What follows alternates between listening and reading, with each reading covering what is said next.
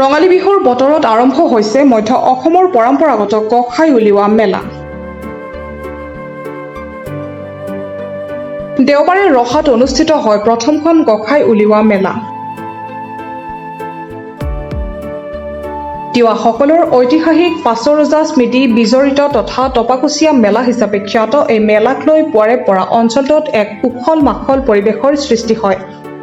আমাৰ যিটো গোঁসাই উলিওৱা মেলা পৰম্পৰা বছৰৰ যিটো বহাগৰ মাহত গোঁসাই উলিওৱা মেলা এই আমি তিনিখন মেলা আমি টপাকুচি ঐতিহ্য যিটো আমাৰ মানে বুৰঞ্জী প্ৰসিদ্ধ যিটো আমাৰ ধাৰা আছে সেই অনুপাতে আমি এই তিনি ঠাইৰ পৰা আমি মেলাটো আমি একগোট হৈ পেলাই আমি একেলগে উলিয়াইছোঁ আৰু তাৰে আজি ইয়াৰ প্ৰদৰ্শন আৰু এই মেলা আমাৰ দেখিছে আজি আমাৰ এই বুঢ়া গোঁসাই মেলা আৰু টপাকুচি মেলা আৰু উত্তৰ বালিপৰা মেলা এই তিনিটা গোঁসাই আমি একেলগে উলিয়াইছোঁ আৰু এইটো আমাৰ সমিলমিলৰ এটা আমাৰ যিটো মনোভাৱ সেই বস্তুটো আমাৰ জাগ্ৰত হৈছে আৰু তাৰ বাদে আকৌ আমি কি কৈছোঁ আজি এই মেলা ওলোৱা পৰ্বটো আমাৰ এটাই ডাঙৰ কথা যে আমি মেলা বছৰত কিয় ওলাওঁ গোঁসাই কিয় উলিয়াওঁ যে আমাৰ গোঁসাই পৰম্পৰা এটা বস্তু আছে যে আমাৰ যিটো গোভাৰজৰ যিটো ঐতিহ্য সেই গোভাৰজৰ ঐতিহ্যটো সেই গোভাৰজৰ যেতিয়া চালাম হয় তেতিয়া মানে কি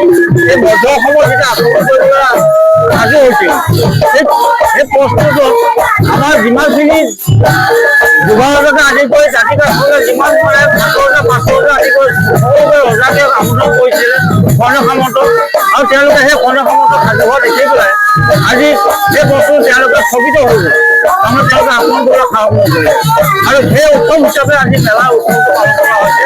পুৱাতে টপাকুচি আৰু দেৱাগুৰি আৰু বালিপাৰা নামঘৰৰ গোঁসাইক সেৱা ভক্তি জনাই নোৱাই ধুৱাই তোলে আৰু বিয়লি ভক্তসকলে গোঁসাইক থাপনাৰ পৰা আনি শোভাযাত্ৰাৰে নগৰ ভ্ৰমণ কৰি মেলাস্থলীলৈ আনি অস্থায়ী স্থাপনাত স্থাপন কৰে।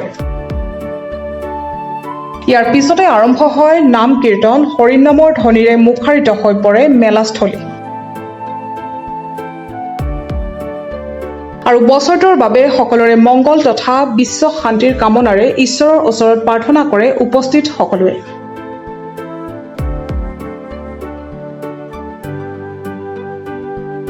নাম কীৰ্তন কৰাৰ অন্তত সন্ধিয়া পুনৰ গোঁসাইক শোভাযাত্ৰা কৰি থাপনাত স্থাপন কৰা হয়। উল্লেখ্য যে বহু জনশ্ৰুতিত থকা এই টপাকুচীয়া মেলাৰ পিছতহে মধ্য অসমৰ অন্যান্য ঠাইত এই গোঁসাই উলিওৱা মেলা অনুষ্ঠিত হয়। গোঁসাই উলিওৱা মেলাৰ বাবে অঞ্চলটোত হৰিনামৰ ধ্বনিৰে মুখাৰিত পৰা পৰিলক্ষিত হৈছে। উল্লেখ্য যে প্ৰতি বছৰে বহাগ বিহুৰ পিছৰ প্ৰথমটো দেওবাৰে অনুষ্ঠিত হোৱা এই মেলাৰ পিছতহে অঞ্চলৰ ৰাইজে হাল বোৱা বা অন্যান্য খেতি পথাৰৰ কামত হাত দিয়ে। মধ্য অসমৰ বহাগৰ বিহু ৰঙালীত এই বসন্ত উৎসৱত আটাইতকৈ গুৰুত্বপূৰ্ণ কথাটোৱে হৈছে গোঁসাই মেলা উৎসৱ আৰু মধ্য অসমত ৰঙালীও একেলগে হয়, চতৰ বিহু একেলগেও হয় আৰু এই গোঁসাইটোকে মধ্য অসমৰ প্ৰথম গোঁসাই বুলি কোৱা হয় বুঢ়া গোঁসাই ই টপাকুচিৰ গোঁসাই হয়। বৰ্তমান এই পৰম্পৰাগত ৰাখি আজি কৌতিকলীয়াভাৱে আজিও এই ব্ৰতী আছে।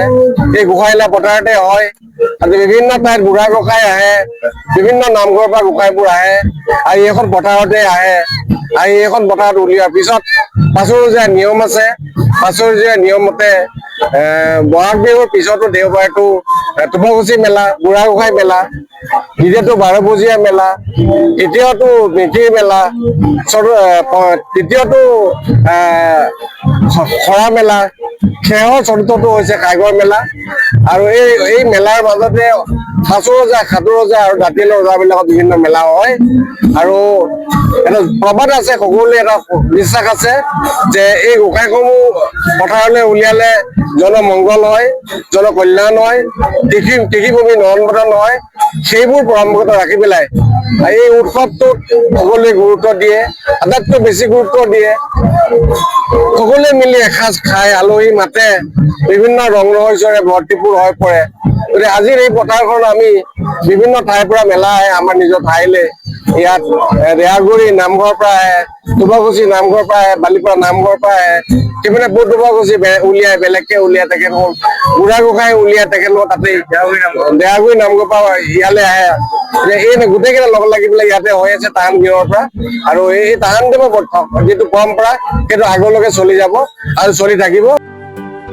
নিউজ ডেস্ক ৰিপৰ্ট প্ৰাতঃটাইম ডিজিটেল। শদিয়াৰ পৰা ধুবুৰীলৈ, বৰাকৰ পৰা ব্ৰহ্মপুত্ৰলৈ সকলোৰে মাজত চিনাকি এটা নাম প্ৰাতঃটাইম। থলুৱা ভাষা, কৃষ্টি আৰু সত্য বাতৰিৰ আধাৰত প্ৰতিষ্ঠিত খবৰ প্ৰাতঃটাইমৰ প্ৰতিটো বা বাতৰি পুংখানুপুংখভাৱে চাবলৈ Facebook, YouTube, website, Twitter, Instagram আৰু ব্লগাৰ পেজত লাইক আৰু ফ'ল' কৰক।